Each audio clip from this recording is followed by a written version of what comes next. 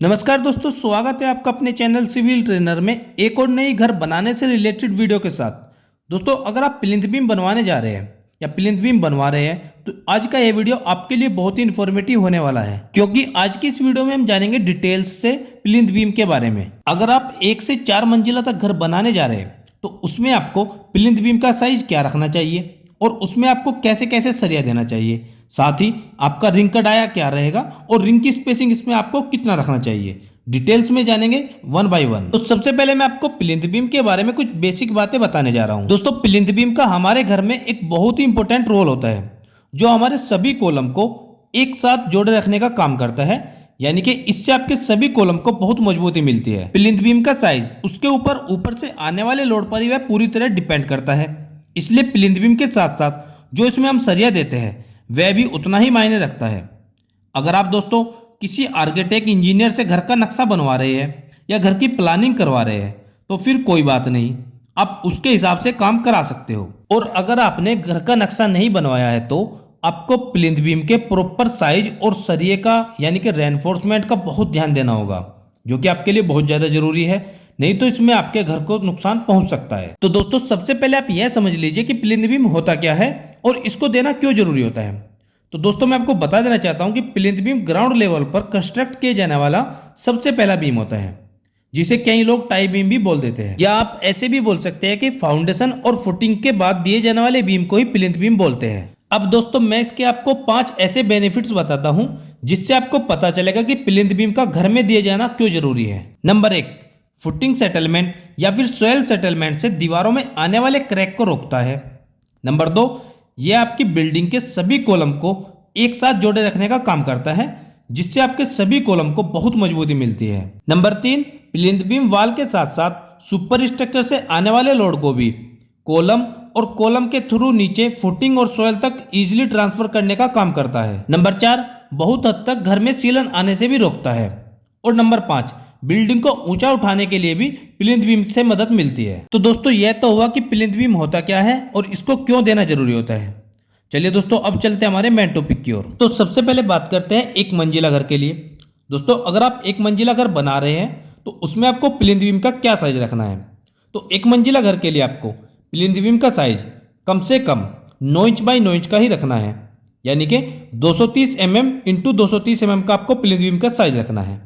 और इसमें रेनफोर्समेंट की बात करें तो प्लिंथ बीम में आपको 4 बार रखने हैं, 2 बार टॉप में 12 mm के और 2 बार बॉटम में 12 mm के। अब बात करते हैं स्टीरअप यानी कि रिंग की। तो दोस्तों, वैसे तो आप एक मंजिला घर के लिए 6 mm डाया बार की रिंग भी दे सकते हो, पर मैं आपको रिकमेंड करूंगा कि आप कम से कम 8 mm डाया बार की रिंग ही प्रोवाइड करें, जो कि इसके लिए अच्छा रहेगा। और स्टीरअप के बीच यानी कि 2 रिंगों के बीच में आपको स्पेसिंग 5 इंच यानी कि 125 mm रखनी है, सेंटर टू सेंटर। तो कुल मिलाकर ओवरऑल बात करें तो आपको एक मंजिला घर के लिए साइज रखना है 9 इंच बाई 9 इंच का, यानी कि 230 mm इंटू 230 mm का। और उसमें आपको 4 बार देने हैं 12 mm डाया के, 2 बार टॉप में 2 बार बॉटम में। और रिंग की स्पेसिंग आपको 5 इंच रखनी है और रिंग का सरिया 8 mm का रहेगा। अब नेक्स्ट हम बात करते हैं 2 स्टोरी यानी कि 2 मंजिला घर की। दोस्तों, अगर आप 2 मंजिला घर बनाने जा रहे हैं तो इसमें आपको प्लिंथ बीम का साइज रखना है 9 इंच बाई 12 इंच, यानी कि 230 इंटू 300 mm का। और इसमें सरिये की बात करते हैं तो इस बीम में आपको टोटल 5 बार रखने होंगे, जिसमें आपके टॉप में 2 बार रहेंगे 12 mm के और बॉटम में 2 बार आपके 12 mm के रहेंगे। और इसमें आप तीसरा बार बीच में एक्स्ट्रा दे सकते हो 10 mm डाया का, पर मैं आपको सजेस्ट करूंगा कि आप 5 बार 12 mm डाया के ही रखें, 2 बार टॉप में और 3 बार बॉटम में। बात करते हैं रिंग की। तो रिंग का आपको डाया रखना है 8 mm का और रिंग की स्पेसिंग आपको रखनी है 125 mm सेंटर टू सेंटर। अगला है G+2 यानी कि 3 स्टोरी हाउस। दोस्तों, अगर हम 3 मंजिला घर बना रहे हैं तो उसमें प्लिंथ बीम का साइज वही रहेगा जो हमने 2 मंजिला घर में भी रखा था, यानी कि 9 इंच बाई 12 इंच का, 230 mm इंटू 300 mm का। पर इसमें सरिया यानी कि रेनफोर्समेंट बदल जाएगा। 3 मंजिला घर के लिए आपको प्लिंथ बीम में टोटल 5 बार देने होंगे, जिसमें आपके 2 बार टॉप में 12 mm के रहेंगे और बॉटम में आप 16 mm के 3 बार प्रोवाइड कर सकते हैं। और स्टीरअप का बार डाया आपका वही रहेगा 8 mm डाया का। और स्पेसिंग आप वही 5 इंच रखे, यानी कि 125 mm सेंटर टू सेंटर पर। अगला है 4 स्टोरी हाउस, यानी कि 4 मंजिला घर।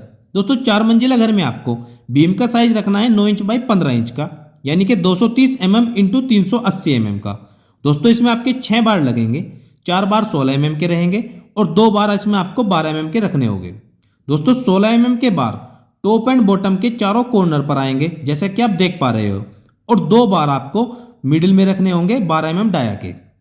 और इसमें आपको स्टीरअप 10 mm डाया का रखना है और स्टीरअप का स्पेसिंग आप 6 इंच यानी कि 150 mm सेंटर टू सेंटर रख सकते हैं। तो दोस्तों यह तो था 1 से 4 मंजिला तक घर बनाने के लिए प्लिंथ बीम के साइज और सरिये की कंप्लीट डिटेल। अब दोस्तों मैं आपके साथ प्लिंथ बीम के बारे में कुछ इंपॉर्टेंट टिप्स शेयर करना चाहता हूं, जो कि आपको जरूर जान लेना चाहिए।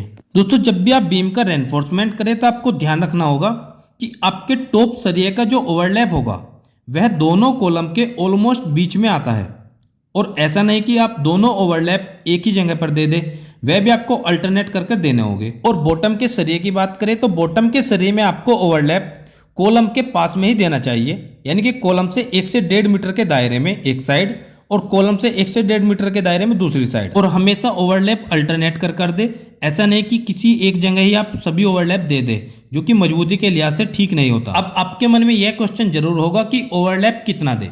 दोस्तों ओवरलैप होता है 50D, मतलब अगर आपका 12 mm का सरिया है तो इसमें आपका ओवरलैप आएगा 600 mm, और अगर आपका 16 mm का सरिया है तो इसमें आपका ओवरलैप आएगा 800 mm। अब बात करते हैं स्टीरअप की।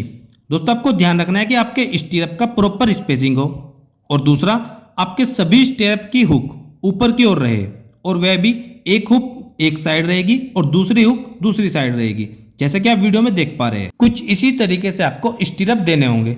अब बात करते हैं इसकी हुक की लेंथ कितनी रखें। दोस्तों इसका हुक आप 80 mm तक दे सकते हो, और इसके हुक का आपको एंगल 135 डिग्री रखना चाहिए। जैसे आप देख पा रहे हो, इसको कुछ इसी तरीके से आपको मोड़ना होगा, यह आपका 135 डिग्री बन जाता है। अगर आप इस तरीके से हुक को मोड़कर प्रोवाइड करते हैं तो यह मजबूती के लिहाज से बहुत अच्छा रहता है। दोस्तों आज की वीडियो में बस इतना ही। दोस्तों वीडियो आपको कैसी लगी प्लीज कमेंट सेक्शन में जरूर बताइएगा। अगर आपको दोस्तों वीडियो अच्छी लगी तो प्लीज लाइक, चैनल को सब्सक्राइब और बेल आइकन को प्रेस करना मत भूलिएगा, ताकि मेरी आने वाली और भी अच्छी अच्छी वीडियो की नोटिफिकेशन आप तक मिलती रहे। मिलते हैं दोस्तों एक और नई वीडियो में, एक और नई वीडियो लेक्चर के साथ। तब तक दोस्तों आप सबको मेरा नमस्कार, और वीडियो में अंत तक बने रहने के लिए आपका बहुत बहुत धन्यवाद।